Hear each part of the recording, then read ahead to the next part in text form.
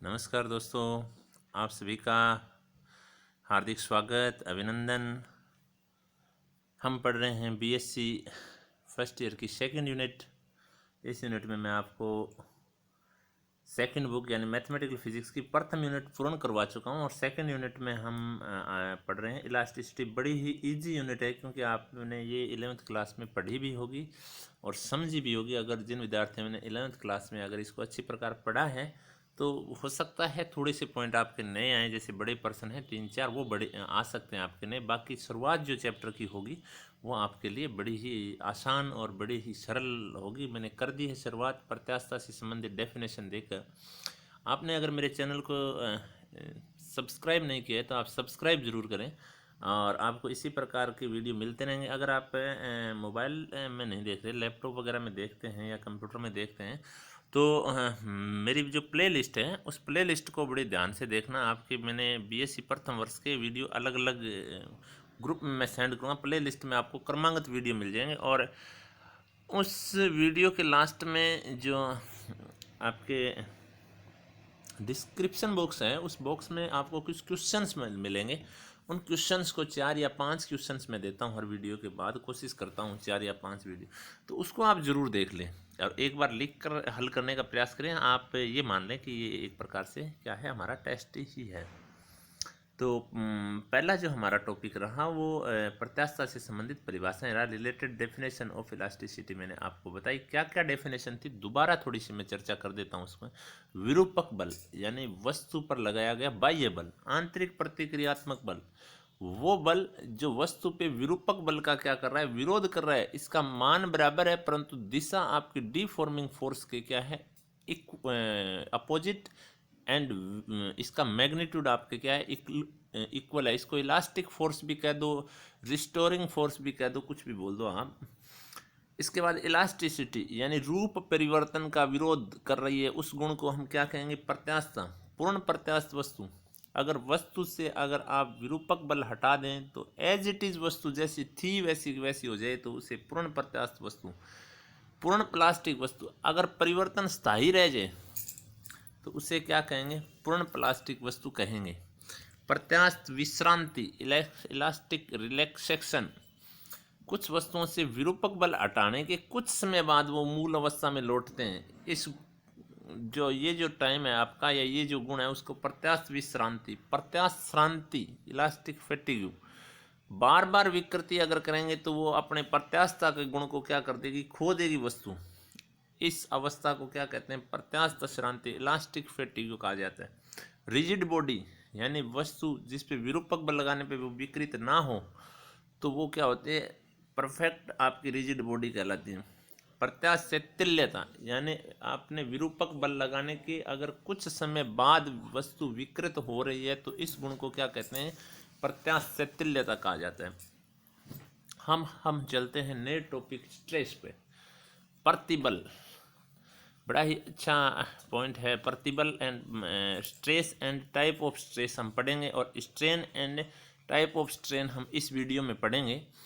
तो देखिए स्ट्रेस क्या होता है, क्या डेफिनेशन है स्ट्रेस की। साम्य अवस्था से विकृति के कारण पदार्थ के एकांक क्षेत्रफल पर उत्पन्न होने वाला आंतरिक प्रतिक्रियात्मक बल को क्या कहते हैं, प्रतिबल कहते हैं।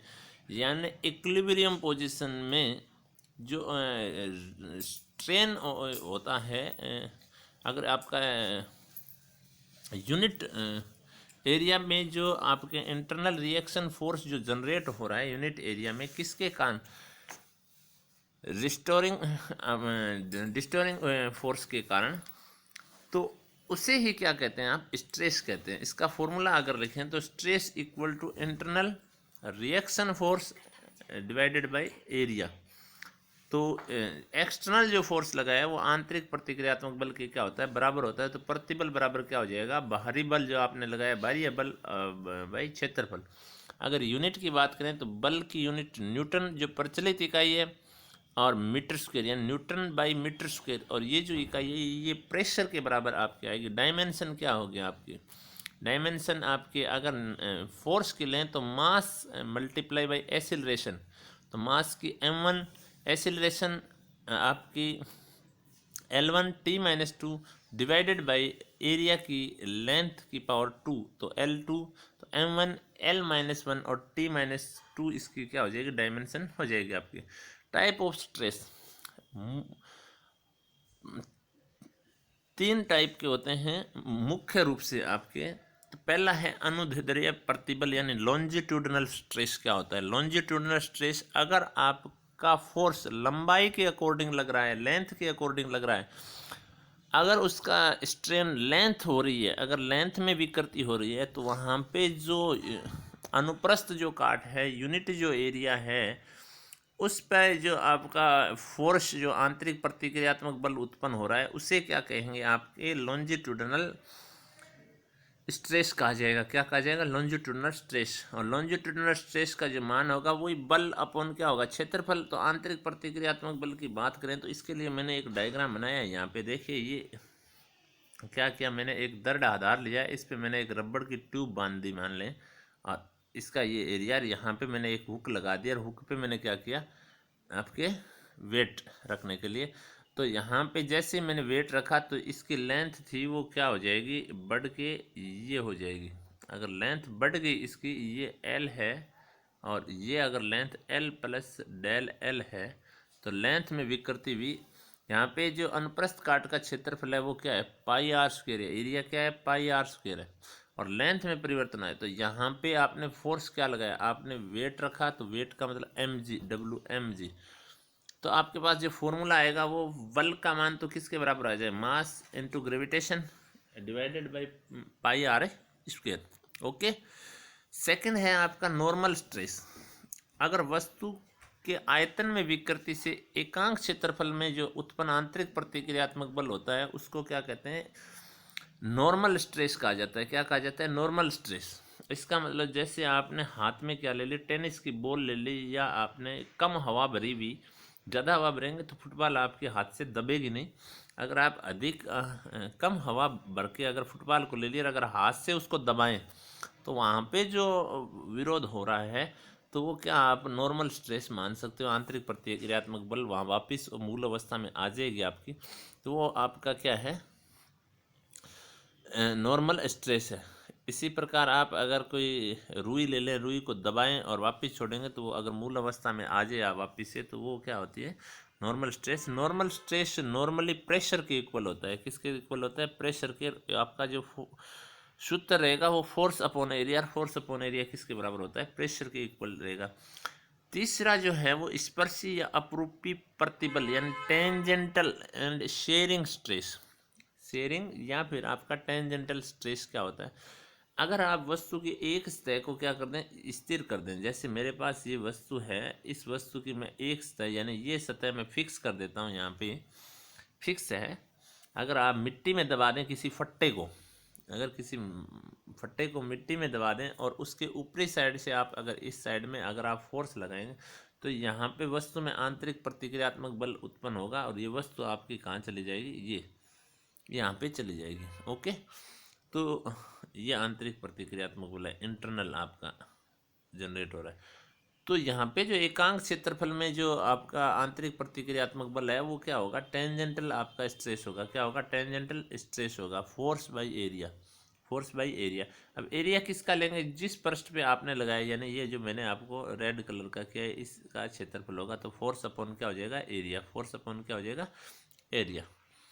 अब स्ट्रेन क्या होता है, स्ट्रेन की डेफिनेशन, अगर आपने डिफॉर्मिंग फोर्स लगाया और फोर्स लगाने से उसके unit, the rate of sorry the change in unit size, the change in unit size due to deforming force क्या होगा, को क्या कहेंगे, अपने स्ट्रेन कहेंगे, विकृति कहेंगे। वस्तु पर विरूपक बल लगाने से एकांक आकार में अगर परिवर्तन हो तो उसको क्या कहेंगे, हम विकृति कहेंगे। इसका फॉर्मूला अगर करें तो फॉर्मूले में आ गया change in size divided by initial size, change in size divided by initial size. Okay. Stress strain equal to change in size by initial size. Unit क्या आएगा, अगर आप ऊपर और नीचे दोनों जगह देखें तो दोनों जगह ही साइज की बीमा आएगी। अगर साइज की बीमा आएगी तो ये क्या हो जाएगी, आपकी यूनिट लेस हो जाएगी। इसी प्रकार डायमेंशन भी इसकी क्या होती है, ये डायमेंशनलेस आपकी क्वांटिटी है। अब टाइप ऑफ स्ट्रेन जैसे आपने क्या पढ़ा है,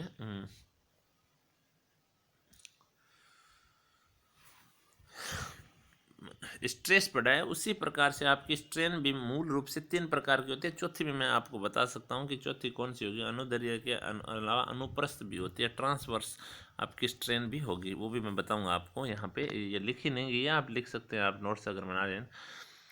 अगर आपने बल, जो विरूपक बल है, आपने लंबाई के अनुदिश लगाया और वस्तु की लंबाई में परिवर्तन हो रहा है, तो वस्तु की एकांक लंबाई में परिवर्तन को क्या कहेंगे आप? लॉन्जिट्यूडनल स्ट्रेन कहेंगे। लॉन्जिट्यूडनल स्ट्रेन यानी change in line, change in length by initial length, change in length by initial length, यानी del L by L, del L by L. अब यहाँ पर अगर आप देखें, अगर इसके लंबाई में परिवर्तन हो रहा है, तो इस लेंथ के अकॉर्डिंग मोटाई में भी क्या हो रही है? कमी हो रही है। यहाँ पे मोटाई में क्या हो रही है? कमी हो रही है। तो अनुदैर्ध्य विकृति को अल्फा से रिप्रेजेंट करते हैं और अनुप्रस्थ विकृति को बीटा से रिप्रेजेंट, जिसको ट्रांसवर्स स्ट्रेन कहेंगे। तो अगर इसकी रेडियस अगर कम हो रही है, तो change in radius divided by इसकी इनिशियल रेडियस को क्या कहेंगे आप? यानी एकांक त्रिज्या में जो परिवर्तन हो रहा है उसको कहेंगे ट्रांसवर्स स्ट्रेन, यानी बीटा ये होगा, तो डेल एल बाई एल क्या होगा आपका? लॉन्जिट्यूडनल स्ट्रेन होगा। क्लियरली? आगे मैं बताऊंगा पॉइजन रेशियो, तो beta by alpha Poisson ratio होगा आपका। अब देखिए आयतन विकृति, वॉल्यूम स्ट्रेन क्या होगा? अगर पिंड के आयतन में क्या हो रही है, अगर आप भारी बल लगा रहे हैं, विरूपक बल लगा रहे हैं, तो अगर वस्तु विकृत हो रही है और उसके आयतन में चेंज हो रहा है, तो एकांक आयतन में जो परिवर्तन होता है उसे क्या कहेंगे हम? आयतन विकृति कहेंगे। तो change in volume by initial volume क्या कहलाएगा? Change in volume divided by initial volume क्या कहलाएगा आपका? आयतन विकृति या आपके वॉल्यूम स्ट्रेन कहलाएगी। अब शेयरिंग स्ट्रेन क्या होती है कि जब आप एक पृष्ठ को वही क्या करेंगे, आप अगर स्थिर रख देते हैं, एक पृष्ठ को आप स्थिर रख देते हैं, दूसरी सतह पे आप क्या लगाते हैं? डिफॉर्मिंग फोर्स एफ लगाते हैं, विरूपक बल लगाते हैं, फोर्स। तो उसकी ऊपरी सतह क्या होगी? मूल जगह से आपकी खिसक जाएगी। अगर मूल जगह से खिसक गई तो आपके क्या है, क्या चीज़ बदला है? वस्तु का रूप परिवर्तित हुआ है। यहाँ पे वस्तु का क्या परिवर्तित हुआ है? रूप परिवर्तित हुआ है। और रूप परिवर्तित हुआ है तो एकांक रूप में जो परिवर्तन है या एकांक आकार में जो परिवर्तन है उसको क्या कहेंगे? अपने शेयरिंग स्ट्रेन कहेंगे। क्या कहेंगे? शेयरिंग स्ट्रेन कहेंगे। अब शेयरिंग स्ट्रेन किसके बराबर होगा? इसको मापेंगे किसके किसके बराबर? तो शेयरिंग स्ट्रेन है वो किससे मापा जाता है? शेयरिंग एंगल से मापा जाता है। अब एंगल क्या, देखिए अगर आप सामने से देखेंगे तो ये आपके जो ये था, ये तो आपका दर्द आधार है, इससे वस्तु बंधी हुई है। अगर आपने यहाँ पे फोर्स लगाया एफ, तो ये किनारा आपका खिसक के यहाँ आ गया, और ये जो चेंज हुआ ये डेल एल मान लें, ये इसकी लंबाई एल मान लें। तो यहाँ पे एंगल अगर फाइव माने तो ये एंगल से मापी जाती है, इसको शेयरिंग एंगल कहा जाता है। क्या कहा जाता है? Sharing angle. अगर अपने कहें तो एंगल की परिभाषा आपकी क्या होगी? चाप बटे त्रिज्या। अगर चाप बटे त्रिज्या है तो डेल एल बाई क्या आ जाएगी? एल, यानी चाप आपका कितना बना है? डेल एल एल है, आपकी त्रिज्या कितनी है? एल। ओके, तो ये आपकी क्या है?